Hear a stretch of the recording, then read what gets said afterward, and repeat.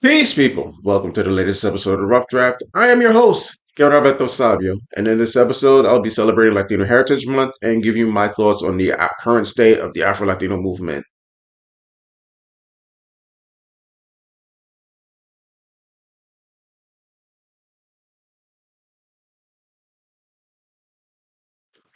Thank you for tuning in to this latest episode of Rough Draft. We are now in the month of September, and in the month of September, for housekeeping, on September 1st, Labor Day, you have the West Indian American Day Parade that will be held in Brooklyn, New York. It's a shout out to all my Caribbean massive back home in Brooklyn, one of the largest, if not the largest, Caribbean celebrations in the country. Also, on September 13th in Annapolis, Maryland, sorry, you have the Kunta Kinte Heritage Festival. So that is held every year in Annapolis, Maryland. At the same time, you have the Baltimore Book Festival running from September 13th to September 14th. One of the largest book festivals, obviously in Baltimore, and I think also in the state of Maryland. Um, Also, from September 14th to September 22nd, you have the Brooklyn Book Festival.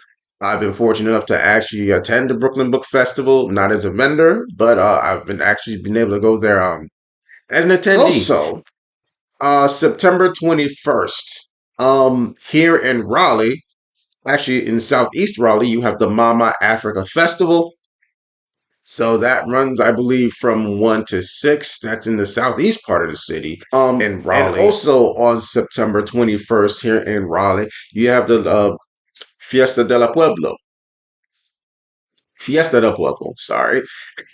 That is a large Latino heritage festival. They have it here in Raleigh. Who do not remember, starting on the 15th, it is the beginning of Latino Heritage Month. So for those of you who know, Latino Heritage Month runs from September 15th to October 15th. That also leads me to the subject at hand today for today's episode. So, this might be considered a little controversial. I know a lot of people may not agree with what I'm going to say for this particular episode. Kinda, I really don't give a shit if you do or you don't. This is coming from pretty much from my perspective as an activist and somebody who's been involved in this movement since even before it had a name.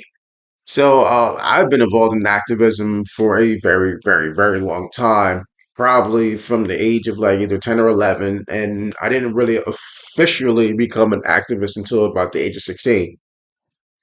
So I've always been involved in representing for using the voices of Afro Latino peoples, always within a Pan African context, always from an Afrocentric perspective.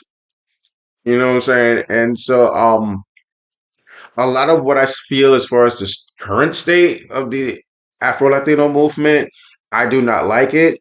Um it actually caused me to not be as active as I once was. And it's been over the last decade because I started seeing a lot of stuff that I didn't like by 2014. And I guess by 2015, I pretty much withdrew from being involved in that part of the movement.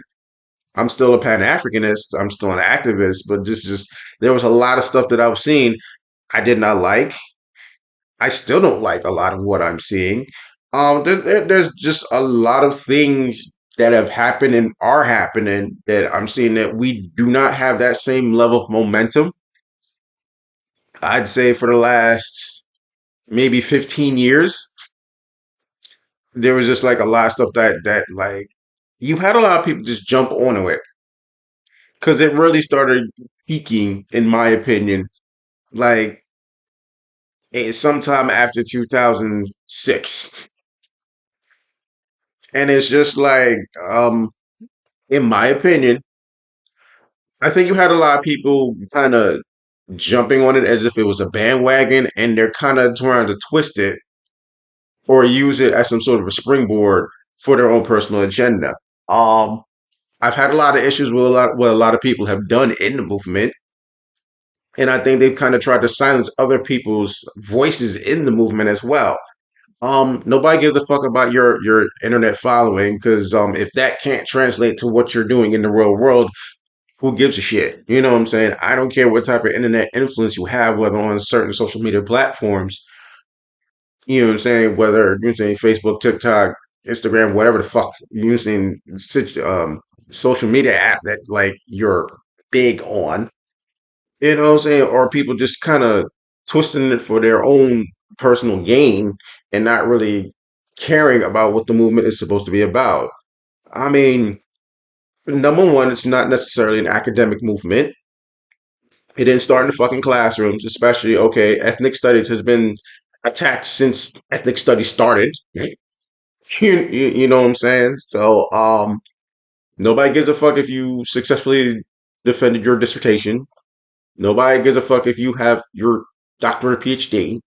You know, even with those great warrior scholars who we revere in our community, we didn't follow them because they have a fucking degree.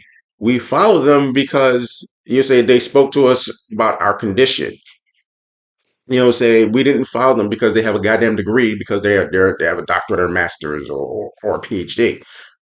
You know what I'm saying? They spoke to us about our condition and things that we can do to reverse, you say whatever pathology we're going through. Like the fuck, and then it's just like I was saying as well, people seem to kind of be twisting it for their own personal agenda as far as like a springboard to do something else. Like you don't really care about the Afro Latino movement. You want to be in the music business, so you're kind of hopping on the trend of what the Afro Latino movement is, and you're using it for your own selfish gain because you really want a career in music, or you're somebody who actually wants a career in film and television, and you're kind of jumping on that to springboard into film and television. That's very disingenuous, and it's really fucked up if you're doing that because you're saying for a lot of you, it's like nobody cares that you're starting a blog or a website or whatever. That's not the purpose of what this fucking movement is about.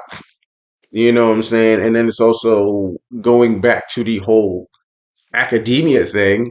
Like, okay, yeah, you got your degree, but you're teaching in these prestigious schools and whatnot, like elite schools, Ivy League schools, and whatnot. And it's like, okay, there's been a lot of attacks on the affirmative action, so we're not even allowed to go to college. So our numbers have been dwindling since these attacks have been happening, and it's academically. So, but you want the masses to believe this is some sort of academic movement. No, it's not. It's a cultural and a political movement. It always has been. It always will be. You know what I'm saying? Because the thing for me was trying to write my third book. Because my third book that was published was in my lifetime. That was not the original book I wanted to write. I actually wanted to write a book three to my Raise Your Brown Black Fish series.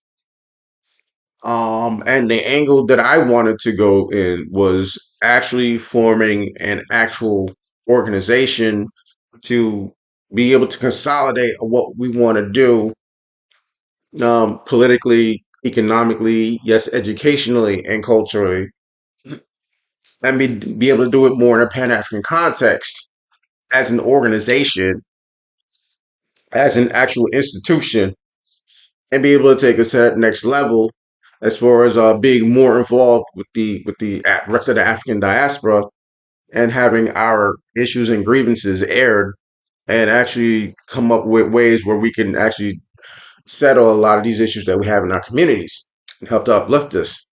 Basically, I wanted to form an actual consortium of Afro Latino communities and turn it into a living, breathing organization and institution in our communities. And that was a major issue that I had because at the time that I was conceiving to actually write this particular book and actually lay the groundwork and the blueprint to actually form this organization, which is much needed.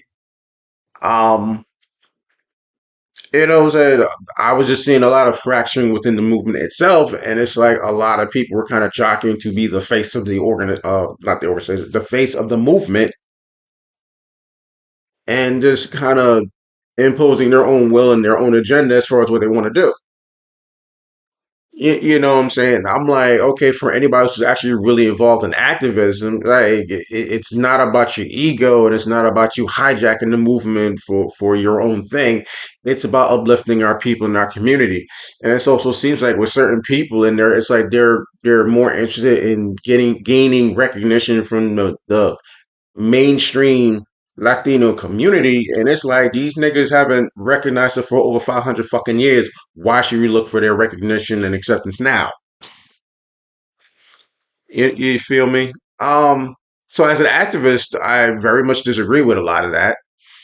I think a lot of people are twisting this movement for themselves. It's an ego boost, or it's a platform for them to do something else. You know what I'm saying? It's like, okay, what diasporic aspirations do you have as far as outreach? What have you done? You know what I'm saying? What have you done to align us with the other voices within the African diaspora to link us not only to the motherland, but also to empower us and to have our issues resolved, to fix whatever issues that are ailing our community and to actually help our community to progress and to improve. That's one of my issues that I have. I mean, you say massive shout out to you saying Dr. Marta Moreno Vega and Melody Capote, you say from Caribbean Culture Center African Diaspora Institute. You know what I'm saying? Shout out to them and Cali and what they're doing. Um, you know what I'm saying? Shout out to mi hermana Victoria Arzu with what she's doing with Proyecto Más Calor. She was doing it with her sister. Now she's pretty much rolling by herself, as far as like trying to have our you saying representation of us within you saying Latino media. I can respect that. You saying yes, we followed people like Dr. Francis Quest Welsing and Chancellor Williams and who else? People like Molefi Asante, people like John Henry Clark and whatnot. We didn't follow them because they had fucking degrees. We followed them because they talked about our condition and they were giving us answers as far as like, okay, we're not the reason why we are the way we are. It's because of enslavement. It's because of colonialism. It's because of systemic racism and white supremacy. Like, what the fuck are the rest of y'all niggas talking about? Like, no, you're trying to make yourself look fly because you really want to work at some Ivy League school or some shit. You know what I'm saying? What the fuck y'all doing? So yeah, I've just been very disappointed with what I've seen going on within the Afro Latino movement, specifically here in the United States. I know that a lot of organizations um, within Latin America are actually having more of an impact of what they're doing specifically in their own countries. You know what I'm saying? And I think that's another issue that I've seen that I have a problem with in the Afro Latino movement. You see a lot of ethnocentrism, so people will only fight for certain Afro Latino or groups that they are a part of, like whether you're Colombian or Venezuelan or Panamanian or whatever. You're only fighting for those people, and it's just like you don't fight for Afro Latinos en masse. And then again, specifically as an activist who's been doing this for a very long fucking time, I disagree with that. Are you a part of the African diaspora, or are you looking at us as a niche because you really want to be one of those people that's looked at as the face of something because it's more about your fucking ego? So these are my thoughts on the Afro Latino movement. Whether you agree with it or not, um, I don't really give a shit or not. But thank you for watching this particular episode of the Rough Draft. Um, if you would like a copy of any of my books in paperback format, you know where you need to go to get them, which is Author House, Outskirts Press, Create Space, Amazon.com, Barnes& and Noble, and Books a Million. I do believe my books are available on bookshop.org. If you want to buy my books in a digital format and be able to buy them as ebooks, they are available in ebook format through these particular outlets, which is Kindle, Nook, Kobo, Apple Books, Everend, Smashwords, Fable, and internationally through Vivilio, Tolino, and Gardeners. My ebooks are also available in ebook format for libraries. So if you would like to go to the library and be able to download my books through their channels, um, my books are available if your library has an account with any of these particular distribution channels, which is Overdrive, Hoopla, Baker and Taylor, Cloud Library, Palace Marketplace, Odillo, and BarBox International to the UK and Australia. If you are watching this latest episode on YouTube, you know what you need to do. Please press the like button. Definitely leave a comment. I would love your feedback. Definitely subscribe to the channel and press the notification button. That way you get to know if I post a new video, if I say something in the community section.